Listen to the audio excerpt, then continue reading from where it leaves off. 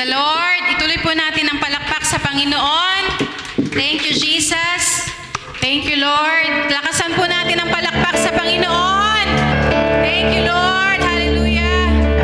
Praise God. Hallelujah. Tayo ay nandito para purihin ang Panginoon. Amen. Sa kabutihan ng Panginoon, siya ay dakila. Sa ginawa ng Panginoon sa ating buhay, siya ay dakila. Amen. Hallelujah. Tayo ay pinagaling sa ating mga sakit. Amen. Amen. Tayo ay nandito para ibigay natin ang papuri sa Panginoon. Kaya sa umagang ito, samahan nyo kami sa ating pagpupuri sa Kanya. Sabi nga sa Kanyang mga salita, sa awit 145 verse 21, ang kadakilaan ng Diyos ko at hari, aking ihahayag. Di ko titigilan magpakailanman ang magpasalamat. Aking pupurihin, pasasalamatan siya araw-araw. Di ako titigil ng pasasalamat magpakailanman. Amen. We thank you, Jesus. We glorify your name. Hallelujah. Samahan mo kami, Panginoon, sa aming pagpupuri sa iyo, O Diyos. Thank you, Lord. Hallelujah. Thank you, Jesus. Tayo po ay umamit sa Panginoon, sa Kanyang kadakilaan, sa ating mga buhay. Hallelujah.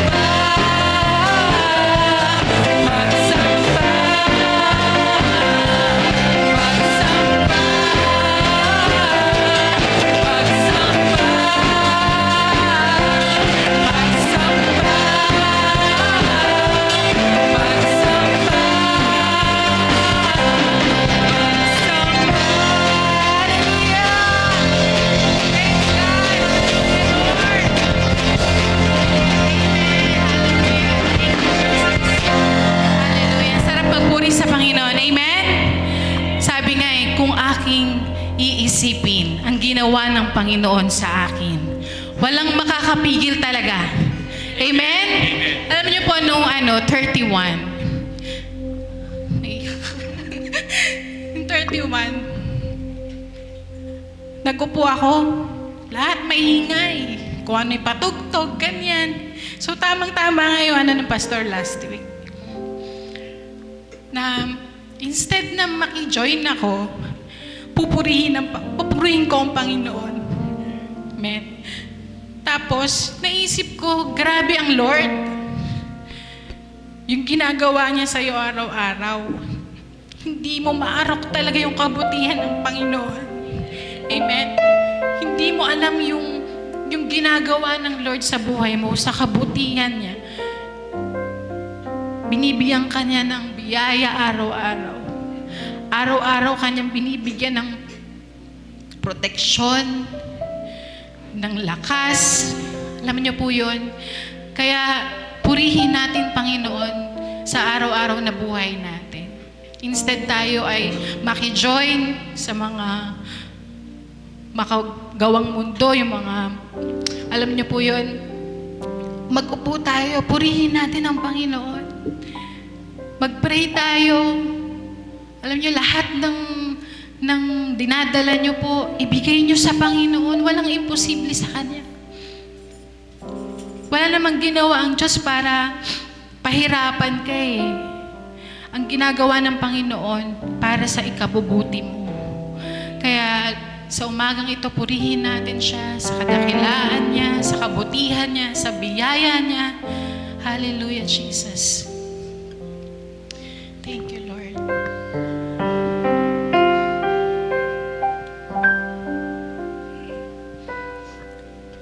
Purihin ka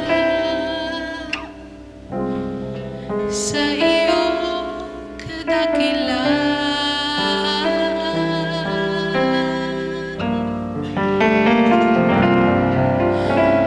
Sambahin ka sa iyong kabanalan.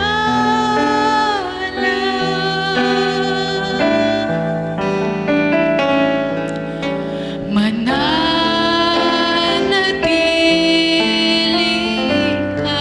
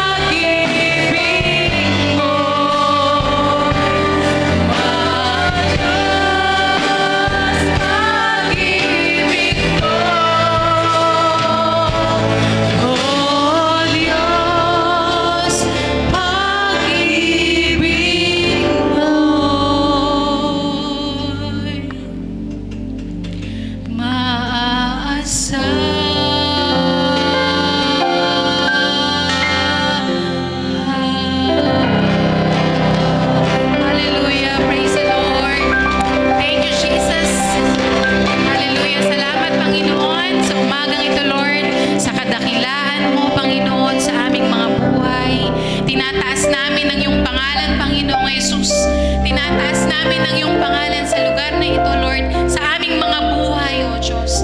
Kaya, Panginoon, binabalik namin ang lahat ng papuri sa iyo, ang lahat ng karangalan, lahat ng kaluwalhatian, Panginoon, sa iyo lamang, sa pangalan ni Jesus. Amen, amen, amen. Hallelujah. Hallelujah. Thank you, Jesus. Hallelujah, hallelujah, Lord. Hallelujah. Thank you, Lord.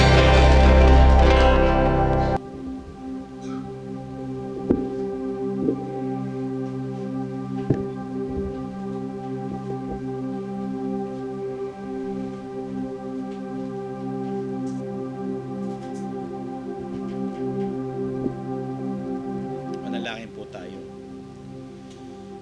Dakilang Ama, napakabuti niyo po. Kailanman hindi nagbabago ang iyong katapatang nagdudulot ng pag-asa sa amin, kalakasan. Salamat po sapagkat ang iyong kabutihan hindi namin po maarok. Hindi namin maubos ang balong ng iyong kagandaang loob. Nag-uumapaw sa buhay po namin. Salamat po na marami. Ibinuhos niyo po sa amin ang masaganang pagpapala buwat sa langit na amin tinanggap sa aming mga buhay. Hindi namin kaya, Panginoon, magbago, pero ikaw po nagbago sa amin sapagkat ikaw po nagpasimula ng relasyon sa amin. Pinasasalamatan ka po namin, hayaan niyo po, sambahin ka namin na may papuri, pasalamat sa iyong ginawa sa aming mga buhay, Panginoon. At hayaan niyo po, Panginoon, na bawat maliit na bagay, wag po kami makalimot, ibalik sa iyo ang lahat ng karangalan. Kahit sa kalitliitang bahagi na iyong ginagawa sa aming buhay, parte man ito, Panginoon, ng aming kapighatian, parte man ito ng mga pagsubok, alam po namin may binabago ka't ginagawa sa amin upang kami maging dalisay sa iyong harapan. Salamat po na marami sa buhay ng bawat isa. Salamat po, kami po'y ginawa niyo pong iglesia niyo po na buhay upang makapaglingkod sa iyo. Salamat po sa umagang ito. Hayaan niyo po ang buong lakas namin, isip namin, maisamba namin sa iyo, aming pagmamahal sa iyo. Ikaw naman talaga ang unang nagmahal sa amin. Hayaan niyo po matutunan ka naming ibigin sa lahat ng pagkakataon, sa lahat ng oras. Ibigin ka namin sa lahat, Panginoon, higit sa lahat, Panginoon. Mauna ka, Panginoon, sa lahat sa aming buhay, Panginoon. Salamat po na marami sa bagong taong ito, Panginoon, na aming tinatahak. Ito'y puno ng pag-asa, biyaya na dumadaloy sa aming buhay. Na tinitingnan namin ang iyong pagkilos, Panginoon. Hindi ang amin nakikita, kundi ang biyaya niyo pong dadaloy, Panginoon, sa bawat sagana ng aming pamumuhay, Panginoon. Salamat po na marami. Salamat po sa pagkakataong ito. Mag-aaral na naman po kami na iyong salita. Tulungan niyo po kami makabahagi sa iyong mga salita. Ito'y kayamanan na galing sa iyo, Panginoon. Huwag na po nawa namin kayong mabigo, Panginoon, sa aming pakikinig. Hayaan niyo po ang aming pandinig ay laging bukas. Ikaw po ang nagbigay nito sa amin. Hayaan niyo po magamit po namin ito, Panginoon, upang makarating sa iyo ang karangalan. At salamat po, Panginoon, sa iyong mga salita. Ito'y laging pangako po sa amin na kami laging makakasumpong ng kapahingahan, kapayapaan, kalakasan, kagalakan, sapagkat hindi po ito kayang ibigay ng sanlibutan, kundi sa iyong mga salita itong hango na ipinagkakatiwala na babalik sa iyo na ginaganap ito, Panginoon. Tinatanggap po namin ang mga aral niyo po. Pinasasalamatan na po namin, hindi pa man po namin napapakinggan. Hayaan niyo po, Panginoon, pinapupurihan ka na po namin sa mabuting bagay na ito, sa spiritual food namin. Sa iyo po ang karangalan, magpasawalang hanggan, dakilain ka, sambahin ka, sa ngalan lamang ni Jesus na yung Panginoon at tagapagligtas. Amen. Makaupo na po tayo. Isang mapagpalang umaga po sa atin. Alam ko po kayo'y punong-puno ng mga pagpapala. Kaya po kayo narito, marami kayong dapat ipagpasalamat sa Panginoon. Marahil ay siguro sa isip nyo, bagamat nagkakantahan, naaalala nyo yung kadakilaan ng Panginoon, kabutihan niya. O dili kaya yung mga bagay na dumaan sa buhay nyo na nakaraang taon at ngayon nagpapatuloy na naandyan siya, nagpapakita ng paggawa sa inyong buhay. At kayo narito para handugan siya ng inyong pasasalamat. Ano mang uri iyan, ibigay niyo po sa Panginoon.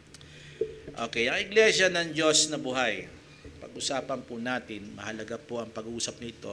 Sabi ko po nakaraan, ito po ay urgent message. At dito ako nagsimula sa pag-topic kasi ang kaaway natin very subtle. Pag sinabing subtle, tuso po talaga siya. Hindi mo mamamalayan ang katusuhan yung pangbibitag niya, mahirap ma-detect. Sabi niyo po, mahirap ma-detect. Pero, posibleng ma-detect kung lagi kang naka-tune in sa salita ng Panginoon. Kung lagi tayo nakaantabay sa mga aral ng Panginoon at sa ating meditation. So, ang Iglesia ng Diyos sa buhay, gaya ng kawal, key verses, Ephesians chapter 6, verse 11. Mag-bihis kayo ng buong kagayahan ng Diyos upang kayo magsitibay laban sa mga lalang ng dyablo. Unang paalala po yan kasi sa sumunod na verses po natin, verse 12, pinakita po doon na napakabigat ng kalaban natin.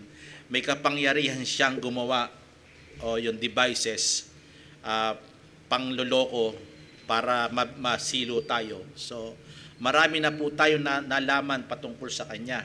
Kaya sa una pa lamang po, kailangan na natin gawin ito. Pero ididetalye po natin yan sa mga sumusunod. In 2 Timothy chapter 2, verse 3 to 4, magipagtiis ka sa akin ng mga kahirapan. Pag sinabing maraming kahirapan ang mga Kristiyano, ito po ay sarili niyang pagsisika para iligtas ang kanyang sarili. Sabi niya po, iligtas ang sarili. Ang soul natin at spirit natin, sigurado pong safe po yan. Now, dito pa lang sa lupa, po pwede tayong failure yung ating pamumuhay dito bilang isang Kristiyano. Kaya nahiramen. Kasi pag hindi natin tinitingnan na dapat natin supili ng ating sarili, malamang mabilis ang ganap ng gawa ng kaaway para tayo ay madaya. Kaya ang kalaban na kahuli-hulihan ay ang sarili. Kung wala pagtitiis ang Kristiyano, ang kalaban niya kasi sarili niya, kung di niya kayang tiisin kung anong nagahari sa kanya, ibig sabihin, yung gusto nito, kung di niya matiis, bibigay siya. Kaya nahihiramen. Gaya ng mabuting kawal ni Kristo, pag-uusapan po natin yung sa huling kalaban na yan, yung katawan natin. Pero kasi, syempre, kailangan natin malaman yung world, yan yung pinapakita ng mata natin, narinig natin, yung ingay ng mundo. Kaya parang matatangay tayo. Tsaka yung sa paningin sa mundo. Pero, aside from that, pero yung ating espiritu ang humihiling sa atin na labanan iyan. Kailangan lang i-connect sa salita ng Panginoon. Verse 4. Susunod pag-aaralan po natin yan. Sino mang kawalan sa pagkakawala, hindi nakikihalubilo sa mga bagay sa buhay na ito upang siya'y kalundan niya ang nagtala sa pagkakawal. Yan na po, hindi tayo nakikihalubilo sa mundo. Magtiis ang katawan, huwag kang makisama sa takbo ng mundo. Huwag kang makiayon. Huwag natin compromise ang salita ng Panginoon. Now, ang ating pong pag-aaral sa ngayon ay ang salita na musika. Sabi niyo po, musika. Marami sa atin ngayon nabibighani pa rin sa musika ng mundo. Lalo na pag love song, di ba? Parang siyempre, parang halimbawa, okay lang po yun. Wala po, pero ang sinasabi ko po nung nakaraan ay iba ang musika ng mundo. Pantao yan, pang-word yan. Pero iba ang musika para sa Diyos. Hindi po dapat yan dinadala sa pagsamba sa church. I mean to say, the church. Mahalaga po ang musika. At ito yung pinaka sinabi natin nakaraan, si Satan, hindi naman nawala yung galing niya sa music. Kaya ikaw, hahainan ka talaga. Kristiyano ka, hahainan ka niya ng bagay na kakahalina sa pandinig. At yung galing niya, gusto niya sa kanya mapunta ang glory, hindi kay Lord. Kaya ang ginagawa niya, hinahadlangan niya ang mga pagsamba ng mga true churches. Ang true churches ay napakahalaga na dapat sumasamba sa iisang Diyos na tunay. Na mahalaga po yan, nabanggit natin nakaraan kasi ang kalaban natin ay mga pakanasilo, panilinlang o pandaraya, lalo na sa music, sa worldly. Dati marami akong inawit talaga na talagang sa Diablo pala yon. Diba? Nabanggit ko nga sa inyo, kumanta pa ako 22 anyos na ako, mag-aasawa na ako, ginawa ko 22 anyos na ako. Nag-asawa na ako, di po ba? Ganun po, kasi kung ano yung ating sinasabi. Okay. Worldly music, ito po'y carnal o self-centered. Heavenly music, spiritual or worship for God alone. Ngayon, pag nandito tayo sa church o kahit sa ibang church, kung nakikinig po kayo, mahalaga po ito. Kung nasa church po kayo, dapat laging sa Diyos ang awit. Hindi po ito aawitin dahil nasasaktan ka. Nag-i-emote ka. O kaya meron kang kapighatian na nangyayari. Kaya ka kakanta kay Lord. Hindi po. Kakanta kay Lord kasi siya ang may hawak ng buhay mo. Dahil kay binuhay ka niya, kailangan ibalik mo sa kanya yung hininga ng pagpupurit, pasalamat, pagsamba sa isang Diyos. And Isaiah chapter, unang points po natin, nag-iisang layunin ng Diyos sa tao. Isaiah 43, gusto ko lang pong balikan ito kasi ito po yung pinagkukunan po natin. At parang isang key verse na rin po yan. Isaiah 43 verse 21, ang bayan na aking inanyuan para sa aking sarili. Kanino daw po? Sa Kanya lang. Sino nag-anyo? Ang Diyos. Para sa Kanya lang. Ayaw ng Panginoon, siya'y mapanibuguing Diyos. Ayaw niya na may kahati. Gusto niya ang parangal lagi sa Kanya. Kasi siya yung humugis, siya yung umanyo. Siya yung bumuo sa atin. Ito'y patungkol sa Israel, pero tayo ay spiritual Israel as a church. Hinanyuan tayo, pinili tayo buhat pa man nung una, at ngayon na born again po tayo, di ba, nilagay tayo sa Kanyang gawain. Ngayon, inanyuan niya po tayo. Inayos niya po tayo. Kaya dapat tayo ay para sa Kanya. Hindi tayo yung pag-awit natin para sa iba. O dili kaya ang pag-awit natin para sa ating sarili. Siguro makikita natin kung name-menos natin ang Diyos o name-menos natin ang ating sarili sa pag-awit sa Kanya o sa atin. Minsan kasi tayo, masasaya tayo pagka tayo sa ating sarili umaawit ng pang dito lang sa lupa. Name-menos natin yung Creator. Wag nawa pong mangyari. Sabi niya, upang kanilang maihayag ang aking kapurihan. Kaya pala ginawa ito ng Diyos sa atin, inanyuan niya tayo. Sa Ephesians chapter 1 verse 4, pinili niya na tayo buhat pa man nung una, inanyuan po tayo. Para sa Kanya, para maihayag ang kapurihan niya. Ayaw ng Panginoon na kapurihan ng iba. Parang nakapikit ang Panginoon dyan. Pero pag binabanggit mo ang kapurihan para sa Kanya, lagi siyang nakikinig sa iyo. Isa lang po nag-amin doon. So tuloy po natin, pangalawa, ang musika ay nagkahalo-halo na po sa church. Ang church ay maraming awitin na hindi na tinignan kung ito ba'y akma sa Diyos o sa tao lang. Nabanggit ko nga noong nakaraan na sinabi po natin, it's not about performance, it's about surrender. Kasi dapat pag nag-worship tayo, doon pa lang sa bahay, nakapag-worship na tayo. Kaya nahiramin, bago tayo pumunta ng church, meron ka ng actual surrendering your life to God. Sinurrender mo na lahat ng mangyayari sa araw na ito. Kaya nahiramin. Pag na-surrender nyo po yan, kahit ano po mangyari, nagwo-worship ka kay Lord. It's not about the stage, it's all about the throne of God. Hindi sa stage. Kaya nga hindi po performance po ito. Worship never meant for man.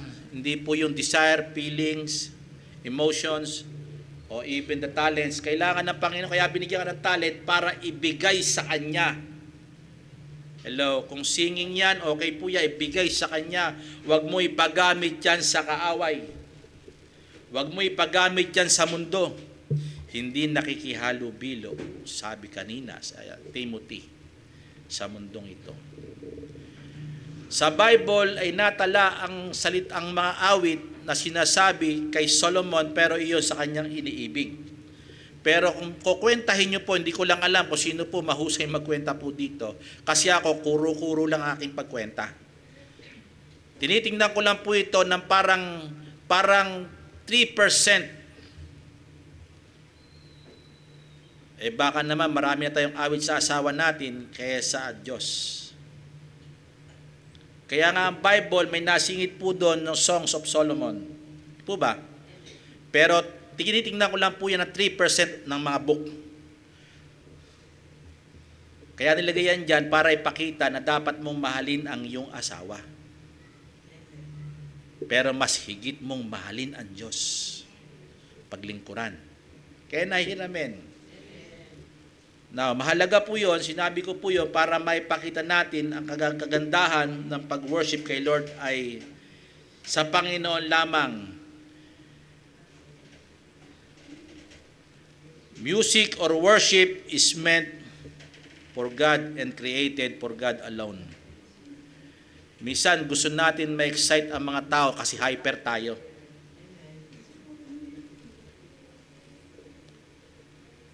Hindi ba pagka sinabi natin, andyan na si halimbawa ako, mga awit ako. Andyan na si Andrew E. Andyan na si Andrew. Yung mga tao titilian na kasi pinay-excite mo yung tao. Di ba? Hindi po yun.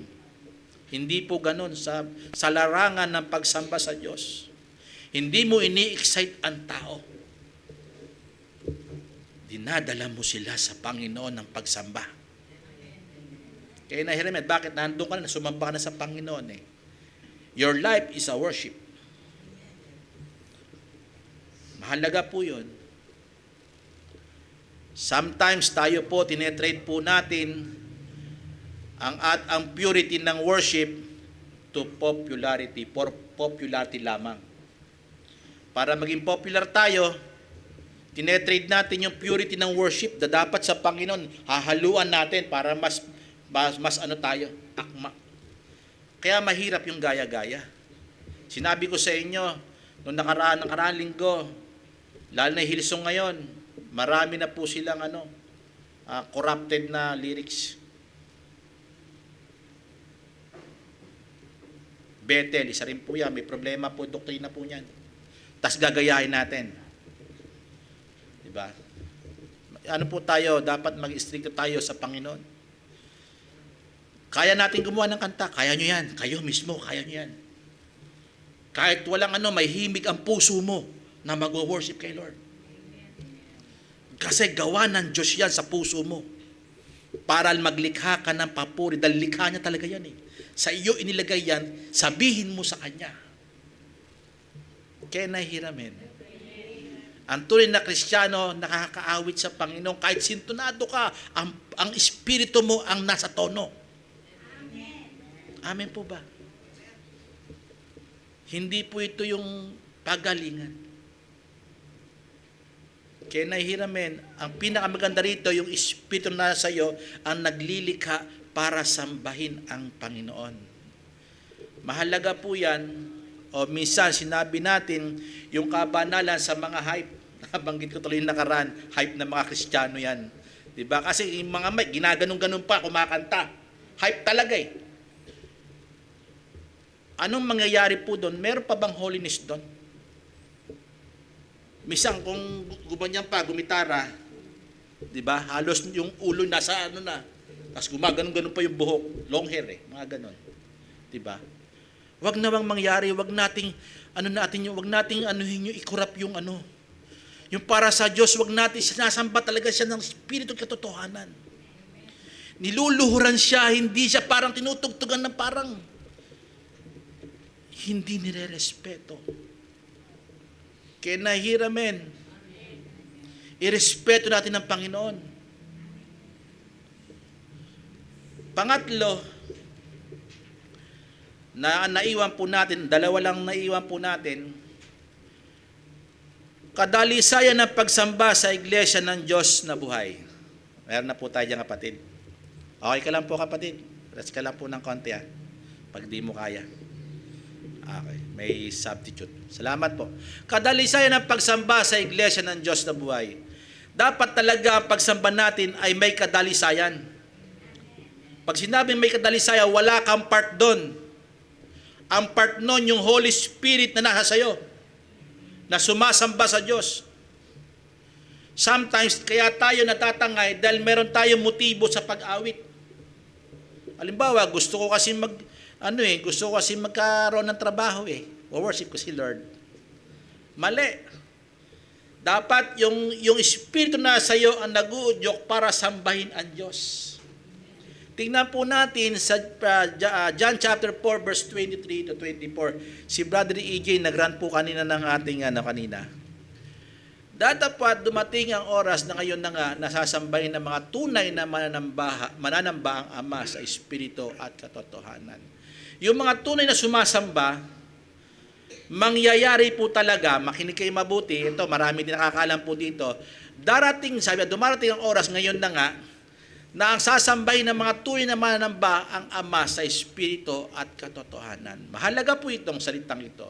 Bakit sinabi diyan yung mga mananamba na talaga?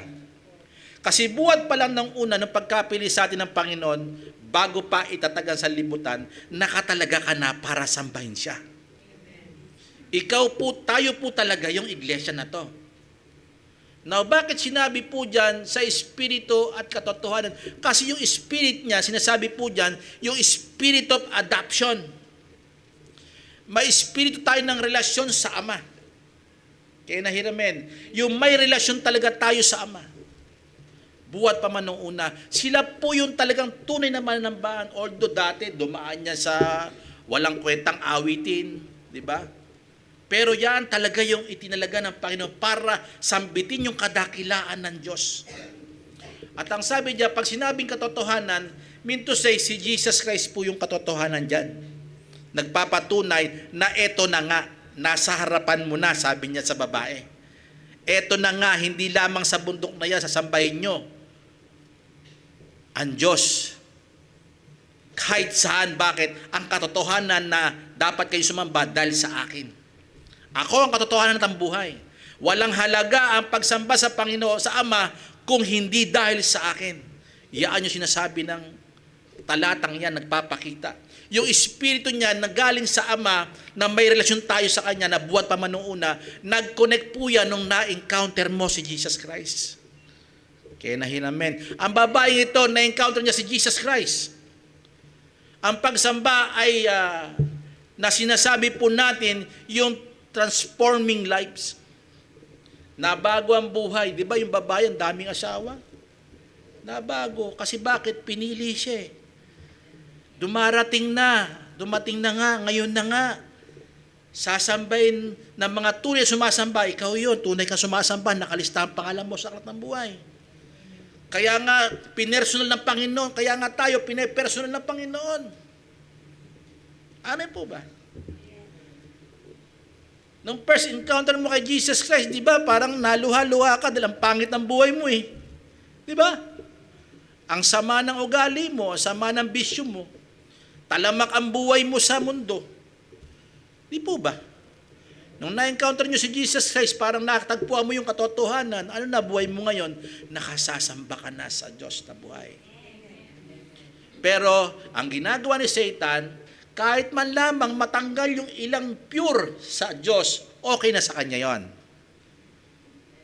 Kumbaga mahati man lamang yung attention na dapat sa Panginoon. Sige, banggitin niyo yung Diyos, pero banggitin niyo yung sarili niyo. Kasi gagalawin yung feelings niyo. Hello? Mahahaluan. Pero itong sinasabi dito, pinapakita ito para ipakita na tunay na ang Panginoon ay totoo. In John chapter 8, kapatid, tuloy po natin pala, sorry po. Sapagkat hinahanap ng Ama, ibalik po sa 23 po, sorry po. Sapagkat hinahanap ng Ama ang mga gayon na maging manamba sa Kanya. Ang hinahanap niya, yung mga nilikha niya. Yung inanyuan niya, sabi sa Isaiah 43. Diba? Inanyuan niya na dapat ipahayag ang kadakilaan niya. Sino yun? Yung mga pinili, sinasabi ko po sa inyo kanina. Ngayon, 24 po kapatid. Sorry po. Tuloy po natin. Ang Diyos ay Espiritu at ang sa Kanya ay nakikisamba ay kinakailangan magkisamba sa Espiritu at sa katotohanan. Dalawa na naman po yan. Magkisamba sa Espiritu at katotohanan. Ibig sabihin, ngayon na, nung na-encounter mo si Jesus Christ, yung Espiritu ng adoption na meron kayo, Espiritu na nasa iyo, ay meron na pong kakayahang sumamba po yan. Yung babae po ba niyan umawit? Hindi naman umawit yan eh. Ipinatotoo niya lang si Jesus Christ. Kaya libo-libo ang tumanggap po doon. Kasi yung palang awit na yun, yung natagpuan mo ang Panginoon, ito'y himig na nagagawin mo yung tungkulin mo eh. Amen. Sometimes kasi minsan, mas hinahanap po natin yung mga melody. Ang ganda naman ng rhythm, ang ganda ng melody. Ang ganda ng himig, ang ganda ng tunog. Di po ba? Nakakahalina talaga yan. Yan ang ginagamit ni Satan. Para malihis tayo sa tunay na pagsambang nauukol na pure na mga bawat lyrics na dapat nakatungkol sa Panginoon. Amen? Nabanggit ko nga sa inyo na nakaraan, di ba? Parang nakurap yung awit na, no? You give and take away. Ang Diyos hindi nagbibigay para bawiin. Ang Diyos nagbibigay para pasaganain. Nasabi niya yun, di niya alam, si Satan ang gumagawa sa kanya. Di ba? Kay Job yun eh.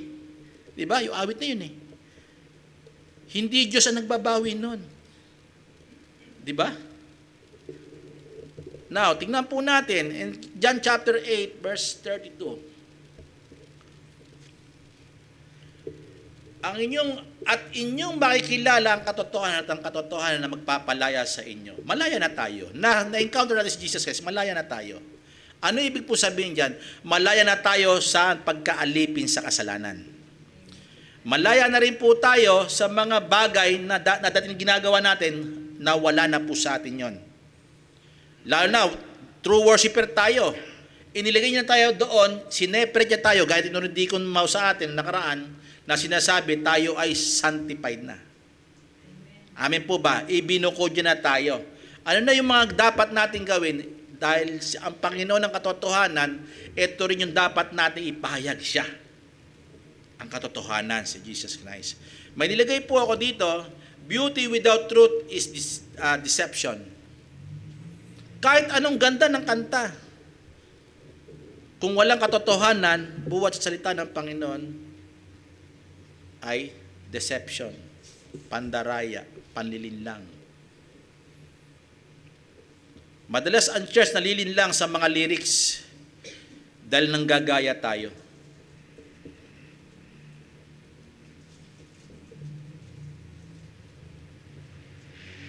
Mahalaga po ito, kaya nga dapat i-check natin yung ating theology. Pag hindi mo na-check lagi ang theology mo, na meron kang hawak na tinuro natin sa church na ito, kung hindi kayo sanay doon, ay sigurado po tayo kahit ano yung gagawin ninyo. Pero bawat awit na dadaan sa pandinig mo, masasala mo kung nasa tamang doktrina pa yon sinasabi. Kaya namin.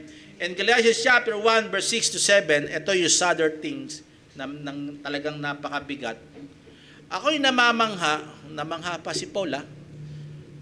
Ako'y namamangha na kayo dali ninyong nagsilipat sa ibang ebanghelyo, buwat sa tumawag sa inyo sa biyaya ni Kristo. Parang si Apostle Paul, yung teaching niya na isang tabi patungkol kay Jesus Christ. Lumipat ang mga tinuruan niya, na pinangaralan niya, na kay Jesus Christ, lumipat sa ibang aral. Verse 7. Parang ang bilis naman, sabi niya ganyan. At ito'y hindi ibang ebanghelyo, kundi mayroong ilan sa inyo nagsisiligalig at nang-iibig na pasamain ang ebanghelyo ni Kristo. Isang dahilan na napapasama ang ebanghelyo ni Kristo pag wala sa sentro kay Jesus Christ ang awit. Can I hear amen?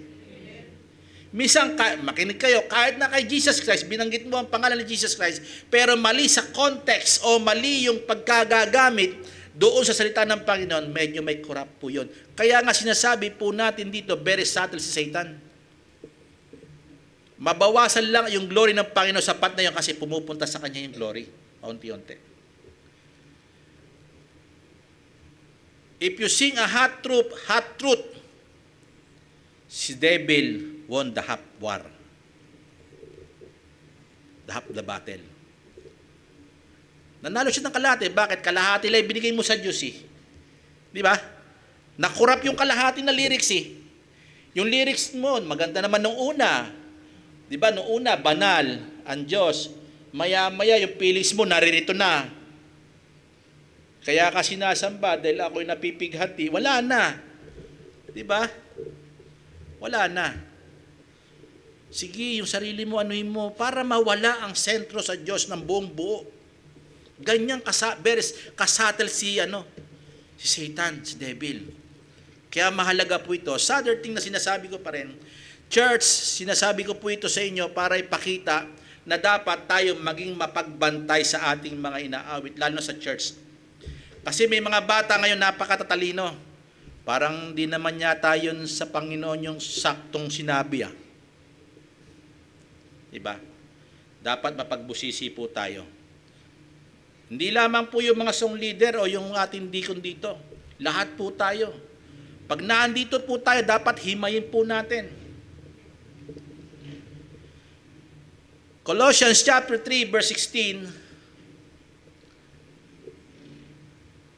Mananawang sagana sa inyo ang salita ni Kristo. 1. Ayon sa buong karunungan, kayo'y mga turuan. Buong karunungan yun, yung aral patungkol kay Jesus Christ. Doktrina, mahalaga po yan. Ayon sa buong karunungan, kayo'y magturuan. At magpaalalahanan sa isa't isa. Alam niyo po ba, salita ng Panginoon nagpapaalala, nagko-correct sa atin, tinuturuan natin yung iba, salita ng Panginoon. Kasi pag nagsimula ka sa salita ng Panginoon, susunod na po ito. At sa isa't isa, sa pamamagitan ng mga salmo at ng mga himno. Ibig sabihin, kung ang salita ng Panginoon ay nakatatag, anong kakantahin mo? Hymn, psalm, sa Word of God.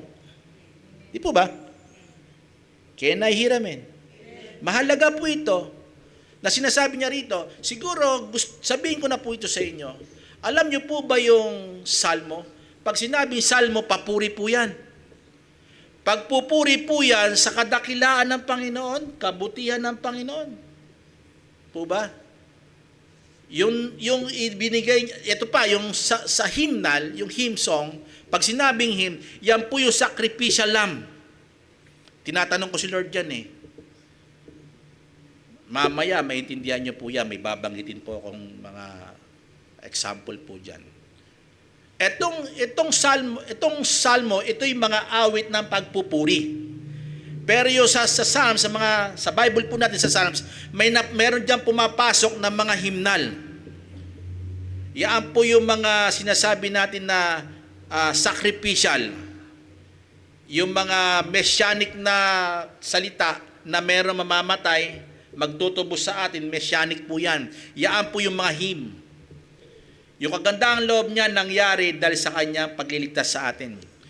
Higit sa lahat, ipinapakita po dito yung kanyang divine attributes. Kapangyarihan niya, marunong siya, di ba? At maalam siya sa lahat.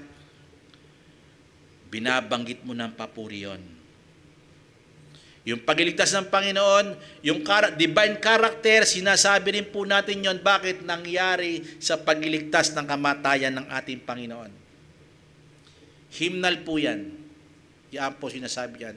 Yan po yung ukol sa Espiritu. Pero pag hindi po galing sa salita ng Panginoon at naghihim tayo o kumaawit tayo, hindi po talaga yan sa Espiritu.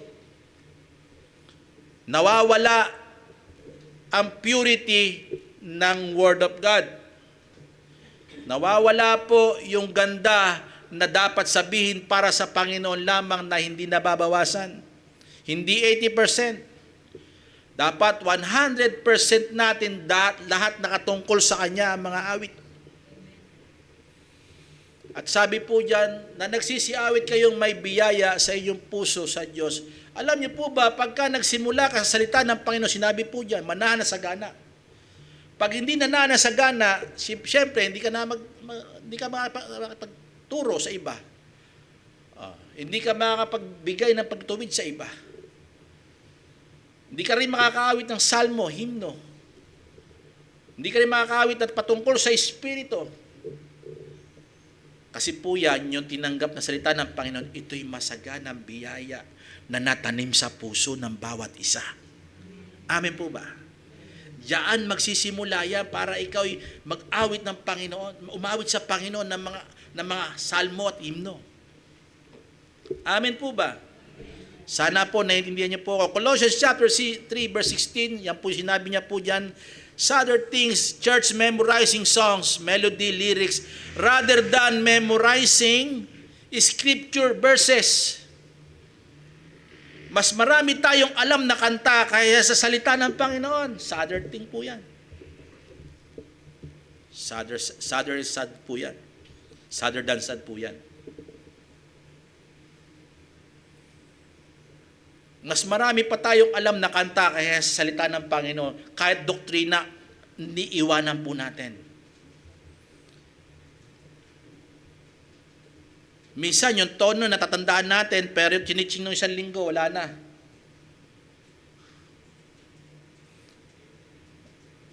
Amen po ba? Kaya nga si Deacon, 2 taon, gusto maalala pa natin eh. Di po ba? Kasi kailangan natin alalahanin yung mga salita ng Panginoon. Memorize nga eh. Di ba?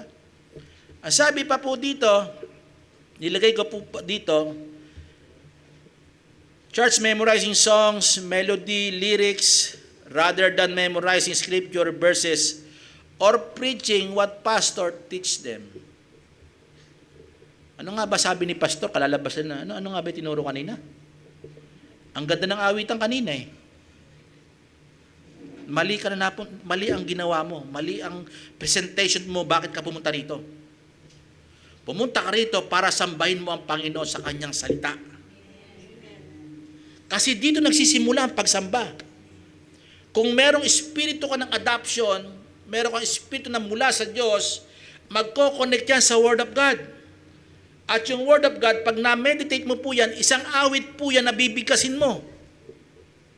Isang kanta po yan na para bang bakit may lumabas sa yung ganon? Kasi ang udyok ng Espiritu ang nagtuturo. Amen po ba?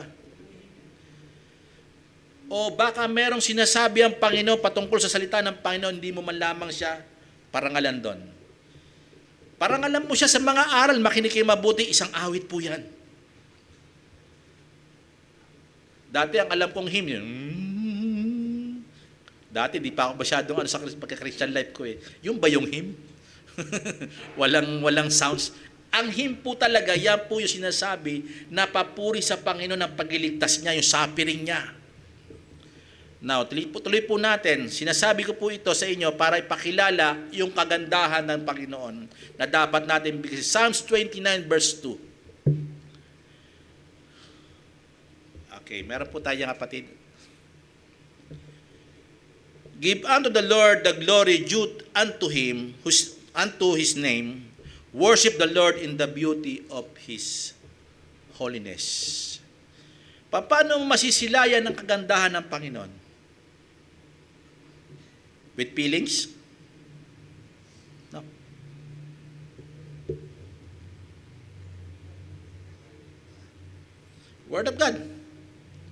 Paano mo, na-encounter mo ang Panginoon nung may nangaral sa iyo ng Ebanghelyo. Nung na-encounter mo si Jesus Christ, paano mo pa makikita yung kabuuan ng kagandahan ng Panginoon kung wala nito? Partial lang ang tinanggap mo. Amen. Kailangan buo mong tanggapin ang buong kagandahan ng Panginoon na masilayan para ang kapurihan maibalik sa Panginoon. Kaya tayo minsan nagkakamali, makinig kayo mabuti, dahil meron nga tayo salita ng Panginoon, pagdating dito, hindi kayo nagme-meditate sa bahay. Dapat meron na kayong meditation, kaya yung mga kapatid natin tumatayo dito ng aawit, may meditation po yan. Bago tumayo po dito yan. Hindi tumatayo po yan na walang meditation.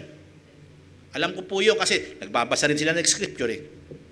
Tapos bukod sila meron sila scripture reading sa pag-awit nila, meron pa sila naaalala kamakailan o kaya kahapon o kaya kanina.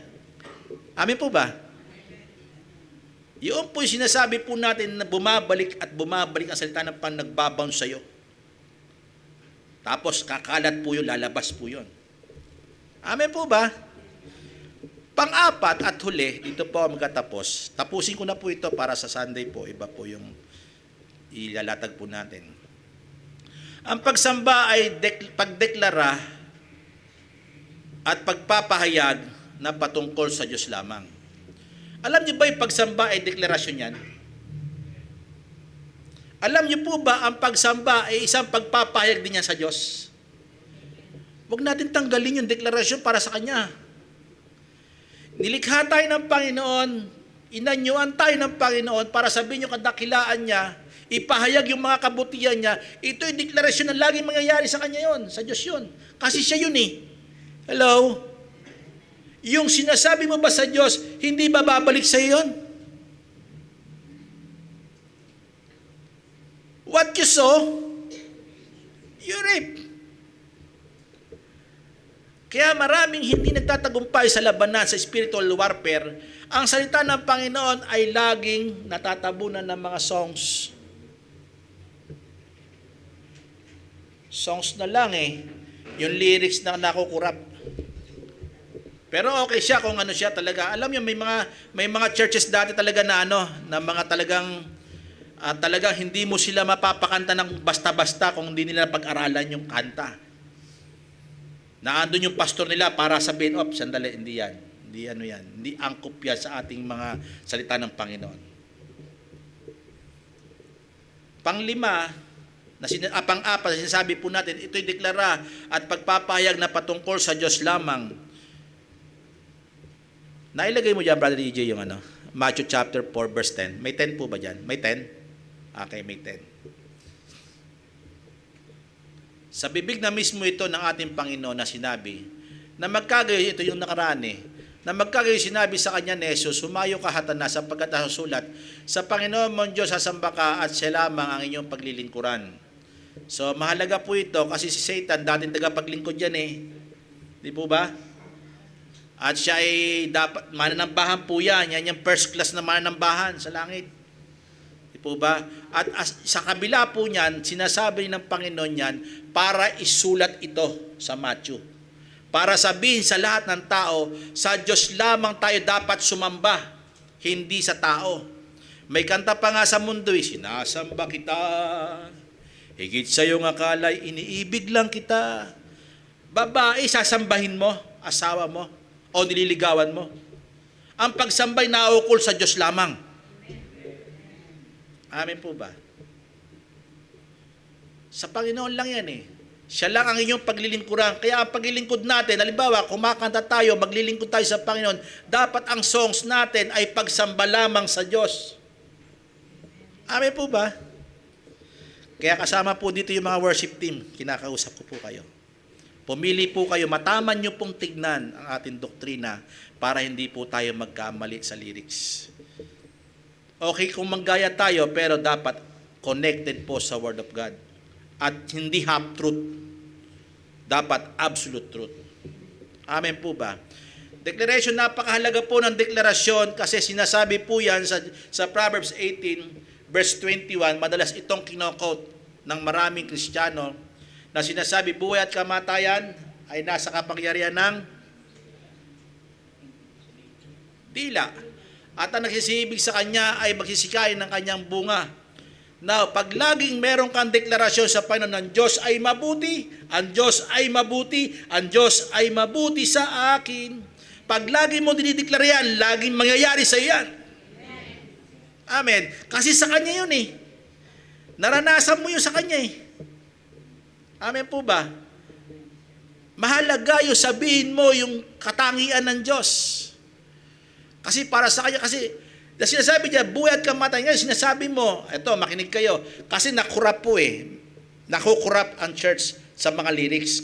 Mahalaga po yan, kasi pag naging half-truth po yan, anong dinideklara mo? Yung half-truth na yung mali.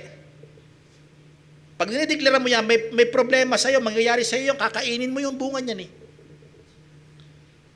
Kaya maraming Kristiyano, kumakanta lang, puro emotion. Po ba? Kasi nangyayari sa kanya yon. Pero pag sa Panginoon lagi, ano po mangyayari? Kapayapaan na meron. Kalakasan. In Matthew chapter 6, verse 10, ito'y deklarasyon, dumating nawa, ito sa panalangin po ito, ginamit, si Jesus Christ ang turo nito. Now, makinig kayo, si Jesus Christ ba panay ang awit? Si Jesus Christ, pag magko-communion sila, saka sila aawit ng himno. Can I hear amen? Kasi ang himno, pagpapakita niya yung sa kanila na gagawin niya. Kaya ang awit nila, yung mga alagad, ay himno. Yung sacrificial lamb na kasakasama nila si Jesus Christ. Ngayon, pinapaliwanag ko na po sa inyo yung kahalagahan.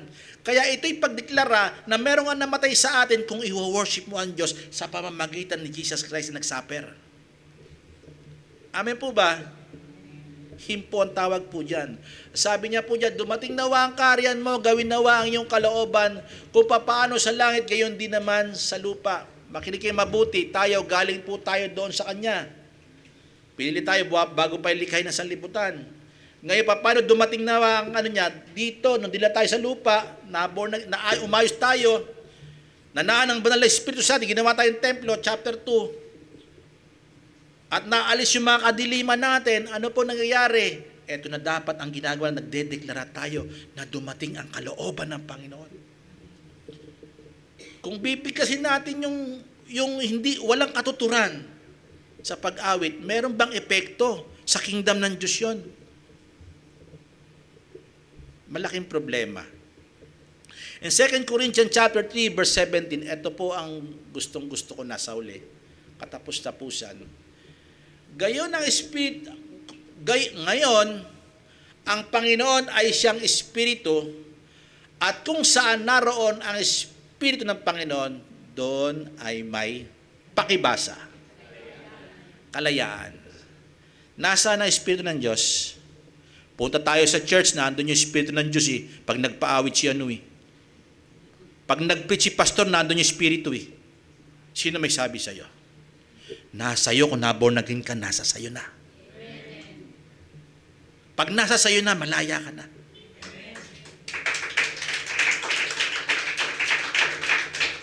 Kaya huwag kayo pupunta dito dahil sa amin. Pumunta kayo dito dahil may relasyon kayo sa Panginoon. Kasi bakit? Siya ang Panginoon, siya ang Espiritu. At kung saan naroon ang Espiritu ng Panginoon, naroon ng kalayaan. Kaya gusto ko ito sinasabi rito na kalayaan. Kasi po may mga senaryo sa Bible, eto, kasi may bandage po talaga pagka ang awit or lyrics natin ay nahahati. May half-truth, kalahati sa Diyos, kalahati sa atin, o kalahati sa iba. Dahil alam natin, dumaranas si kapatid na ganito, kailangan ng awitan sa linggo ganito. Hindi ganon. Dapat pure ang pagsamba sa Panginoon. Ngayon, pag nahati po yan, hindi po lalaya. May bandage po yan. Kasi ayaw ng Panginoon na tayo ay pighati tayo sa ating pagsamba sa Panginoon eh. Gusto niya, all out tayo sumamba sa Kanya. Amen po ba? Kahit nga nakaganyan ka na sa sulok eh. Di po ba okay po yan? Basta't napipil mo, salita ng Panginoon, sinasamba mo, Panginoon. Okay, yung awit na pinapawit ng mga kapatid natin dito, talagang base po talaga sa foundation teaching natin po dito. Ito po yung magpapakita sa iyo, kahit di ka umawit, kahit parang pabuka-buka ka lang ng konti, di mo may taas ang kamay mo, pero sa puso mo't isip, sinasamba mo ang Panginoon. Perfect po sa Panginoon yan. Hindi po ito yung kagaling-galingan ng tono natin. Nangyari po, yung sinasabi po dyan na doon ay may kalayaan. Ito po yung senaryo si Paul and Silas. Sino po nakakilala kay Paul sa Acts chapter 16? Marami po nito nagturo nito. Di ba, nangaral sila. Pagkapangaral nila, hinuli po sila. Sabi nitong mga hukom na ito, nangangaral niya na turuan tayo. Bilang tayo Romano, hindi naman dapat natin tanggapin yan. Romano tayo O nagubad sila ng mga damit. Winarat nila para ipakulong sila si Pablo at si Silas. Ano po nangyari? Nung magagabi na, ano inawit po nila?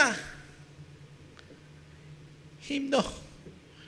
Pag sinabing himno, patungkol yun kay Jesus Christ kasi yun pinapangaral nila si Jesus Christ na namatay sa krus ng Kalbaryo, himnon. Himno po yun.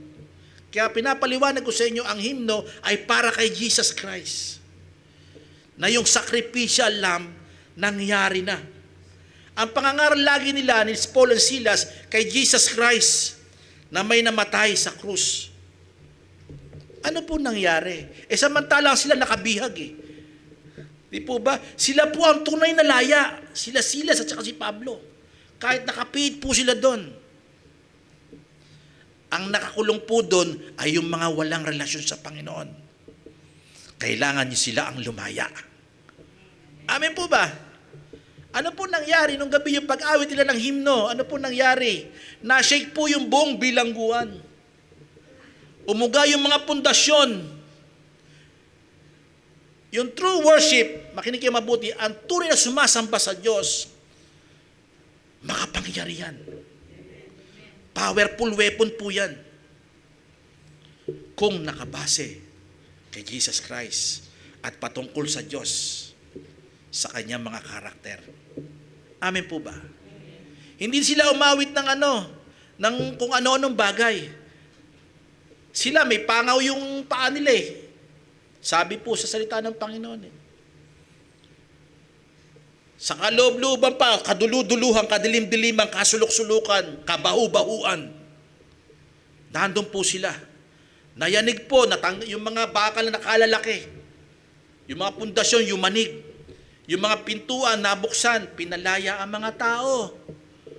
Pero dahil lumaya sila, dahil naririnig nila ang awit nila Paul and Silas na mga nakabilanggo, sila mismo nakatanggap ng Espiritu ng Diyos. Amen? Yung tulog, hindi makakarinig Tulog Sino yun? Yung bilanggo. Yung bantay bilanggo. Di po ba? Later na lang nakilala yung Dahil nagulat siya, pagtingin niya, teka, wala na yung dinukot niya na yung tabak niya, papatay niya na yung sarili niya Di po ba? Ano po nangyari? Ano po nangyari doon? Di ba yung si Paul, sabi niya, wag mong gawin magmusaktan sarili mo. Nandito kami, hindi kami tumatakas. Alam mo yung tunay na malaya, makinig kayo mabuti, na bago buhay, hindi sinasamantala yung pagkalaya nila. Naghihintay sila at sumusunod sa gobyerno. Amen. Nakabangtanggal nga sa atin to, huwag tayo tumakas, laya naman na tayo Dito pa rin tayo nakakulong. Di ba kinabukasan pinalaya sila? Kaya nga sinabi nyo sa bantay na yun huwag. Paano ako maliligtas? Sumampalataya ka at ang iyong sambahayan, buo mong sambahayan maliligtas. Amen. Doon sinabi po yun. Pangalawa example, si David kay Saul. Ano po nangyari? Nung kumanta si Saul kasi, First Chronicles yata yan, chapter 18 yata yan, or 28. Si Saul ay may masamang espiritu. Si David, kasi siya, musician siya, kumakanta talaga siya, worshiper talaga siya. Kumakanta-kanta siya lagi sa Panginoon, alam ni Saul yon. Nung sinapian siya ng masamang espiritu si Saul, tumugtog lang sa ginagawa niya, tunog lang yun Ang tindi ng anointing. napalaya si King Saul sa umaalipin sa kanyang masamang espiritu. Pero nung gumaling na si Saul, yung Haring Saul, sisibatin na naman si David. Diba? Meron pa rin pala natitira. Pero hindi po ganon. Ibig kasi talagang simula po nung sa buhay niya na nagkaroon siya ng inggit. Sinabi sa kanya ng mga tao, pumasok sila, si Haring Saul ay nakapatay ng libo-libo. Si Haring David ay nakapatay na 10,000. Ang dami. Nagselos ngayon siya. Parang pinag-iinitan na nga niya si David. Diba? Kaya pinasok po siya ng masamang espiritu. Kaya masama po yung inggit. Huwag kayo mainggit sa kapitbahay. Baka may naamoy kayong ulam, inggit na inggit kayo. Baka pasukin kayo ng masamang espiritu. Hindi po, totoo po yung inggit, nakakapagpabago ng aura ng tao yan. Amen po ba? Pagka dumadang ka, agresya yan. Di ba? Kasi di ka nagbigay ng ulam eh. Di ba? Diba? Kaya wag po tayo mainggit. Kaya po yung nangyari po dyan, napunta po tayo doon. Pero kailangan po natin maintindihan, kung saan ang Espiritu ng Panginoon, naroon ang kalayaan. Kung sumasamba ka sa iyo, Espiritu ng Panginoon, edi sumamba ka. Kahit anong sitwasyon mo, si Silas, anong sitwasyon niya? Diba? At si Pablo, kahit anong sitwasyon mo, huwag kang kumanta na kung ano, kantahin mo yung hymnal para sa Panginoon. Kasi yan ang nagpapalaya. Negative side effects to those who sing the devil-corrupted lyrics, you open invites the spiritual bondage. Like, ano po yun? Depression. Kaya marami nadidepress. Kasi bakit? Ang inaawit ng mga tao, church ngayon, ay mga corrupted lyrics. Ito'y nag-i-invite pala ng spiritual bondage sa atin. Kita mo, pag kumanta ka ng puro pang sarili mo, di po ba, parang paggaling mo, di pa kumakanta, umiiyak ka na. Di ba? Kasi emotional ka talaga. Po ba? Okay lang maging emotional ka dahil sa Panginoon. Pinupuri ang Panginoon, imbis na ikaw ang naroroon, siya ang napunta sa krus para sa iyo. Kaya nahihiramin. Now, isa pa po ito, nagkakaroon po ng spiritual bondage, hindi lang po sa depression, yung depress sa buhay, parang wala nang gana yan. Minsan yung confusion na ng faith. Kasi bakit? Yung lagi mong inaawit ay hindi truth. Hindi founded ng Word of God. Ano po mangyayari po dyan? Nakukonfuse ngayon yung faith mo. Hello? Kasi nahahaluan eh. Totoo kaya yun? Di ba? Parang ganun ka na. Kasi bakit? Yung salita ng Panginoon na meron ka na, hindi mo pinagtitibay. Revelation 19 verse 7 conclusion. Dito na po matapos sa dalawang book na ito. Tayo mga galak at tayo magsayang mainam at siya'y ating luwalhatiin sapagkat dumarating ang pagkakasal ng kordero at ang kanyang asawa ay nahahanda na. Papunta po tayo dyan. Di po ba? Tingnan mo lagi si Jesus Christ. Tingnan lagi natin ang Panginoon. Kaya nga sa verse 10 pa lang di ba? Be strong in the Lord in the power of His might. Finally, brethren, sinabi ni Paul, kasi siya lang talaga ang ating pag-asa at kalakasan. Ang Iglesia ng Diyos na buhay gaya ng mabuting kawal ni Kristo, Ephesians chapter 2, verse 20 to 22, na mga itinayo sa ibabaw ng saligan ng mga apostol at ng mga propeta. Bakit inilagay ito? Tayo, itinatag tayo sa mga, saan dyan? Sa ibabaw ng sinasaligan ng mga apostol at mga propeta, yung mga aral sa salita ng Panginoon. Ang nagsulat po dito, ginamit sila ng Banal na Espiritu, ay yung mga propeta at saka mga apostol. Amin po ba? Ang Word of God, mapapakinabangan po natin ito sa atin. Nakasalig po dapat tayo dito. Sabi niya, na Pangulong Bato sa Pangulok, verse 21, na sa kanya ang buong gusali na nakalapat na mabuti ay lumalago. Sabi niyo po, lumalago. Ibig sabihin, nag-i-increase po yung ating knowledge patungkol doon sa pundasyon. Hello? Inilagay po tayo dito. Kumbaga, inilakip yung panampalataya natin dito. Tumitingin tayo sa mga sulat ng mga apostol at propeta. Kasi bakit? Tinuturo lagi nila si Jesus Christ. Nakapounded sila kay Jesus Christ. Kaya tayo, doon tayo tumitingin sa salita ng Panginoon. Lumalago upang maging isang templong banal sa Panginoon. Now, templong banal tayo sa Panginoon. Ano aawitin mo? Siyempre, para sa Diyos. Amen po ba? Verse 22. Last na po yan. Nasa Kanya, itinayo naman kayo upang maging tahanan ng Diyos sa Espiritu. Kaya nananabanal na Espiritu sa atin para lumago tayo ng lumago eh. Para mag-increase yung knowledge natin. Hindi na tayo gaya ng dati. Hindi na tayo dati yung parang natatangay pa tayo ng mga aralin o doktrina na para mga bata na nagbabago-bago. O parang bangka na sinisiklot-siklot ng hangin yung mga doktrina natin, natatangay ng hangin. Amen po ba? Meron ka na espiritu, hindi na tayo madadaya. So please, i-discern po natin, may discernment po tayo. Ang mga may espiritu ng Panginoon, meron niya spiritual discernment. Kung mali yung salita o yung mga lyrics, kahit maganda ang melody niyan, yung himig niyan, kung wala namang kabuhay-buhay yung lyrics, ba't mo kakantahin? Makokorap lang po tayo. Spiritual discernment, makinig kayo mabuti, kahit wala instrumento. Yan yung pula ito ha. Ako kasi, misa pag nasa bundok ako, nagmumuni-muni ako. Pag umakit ako, napakalayo po nun. Pag nagsimula po ako magmuni-muni dyan, may mapapakinggan ako dyan, parang himig sa akin yan. Umaawit sa Panginoon yan. Alam niyo po ba ang creation o yung kinreate ng Panginoon nagbibigay himig papuri sa Panginoon yan? Ginagawa ng Panginoon yan, kaya pinagagalaw yan para mag-create po yan ng music sa Kanya. Ano sabi ng Bible? Yung mga ibon, tingnan niyo yung mga ibon. Umaawit sila, sabi sa Psalms. Yung mga kawayan nagkikiskisan.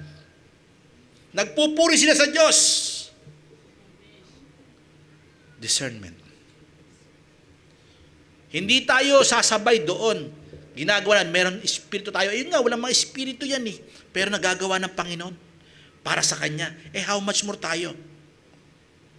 Can I hear amen? Sino pa kaya tayo na may espiritu ng Panginoon? Hindi tayo makapagbigay ng buong buo, kumpletong papuri. Perfect na papuri, pagsamba sa Diyos. Meron, yun nga, nakapagbibigay. Sabi nga niya kung hindi kayo magpupuri, yung mga batong niya, pagpupurihin ko sa akin Hello? O yung mga sanggol, hindi pa marunong umusal yan ng papuri, pero sasabuhat sa mga bibig na sanggol, nagpupuri na sa Diyos yan. Amen po ba? Lalo na tayo, meron na tayong kamalayan. Alam na natin doktrina yan, wala pang doktrina yan. Yung mga sanggol. Amen po ba? Wagas na papuri, binibigas niya para sa Diyos. Mahalaga po yan. Minsan yung mga alon sa dagat, pakinggan nyo, mga alon sa dagat, nagbibigay musika po yan. Kahit wala kang gitara, kahit wala kang instrumento, torotot, wala yan. Yung espiritu na sa iyo, may pagsamba yan.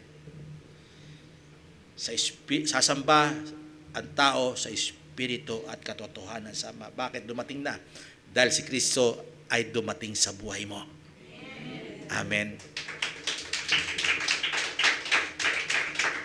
Si Jesus Christ ang pagsamba sa Ama na nasa iyo, nasa atin.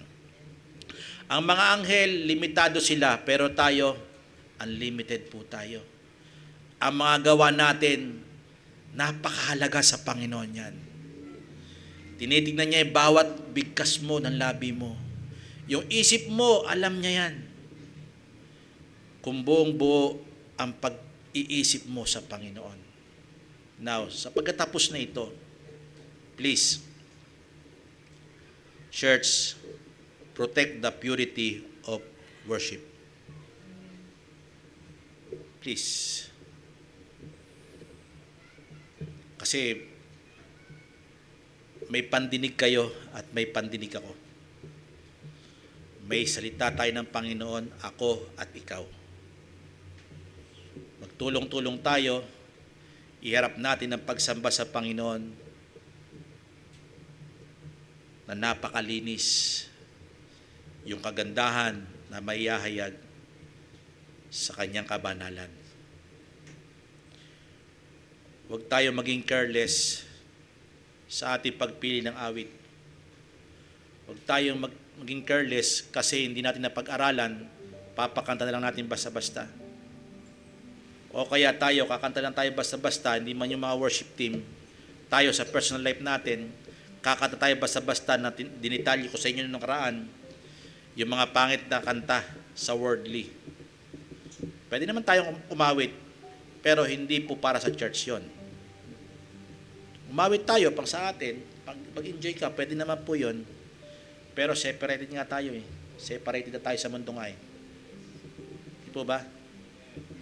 Kaya dapat nakatalaga tayo sa Panginoon. Kung nakikinig ka sa teaching na ito, saan ka man lugar, ito na simula, huwag tayo magpadaya sa mga corrupt lyrics. Minsan sa melody maganda, pero yung mga lyrics hindi maganda. Ibigay na natin yung purity na worship para sa Panginoon. Huwag nating hatiin ito para magbigay kaluguran kay Satanas. Salamat po sa inyong lahat. Nawa kayo po'y napagpala.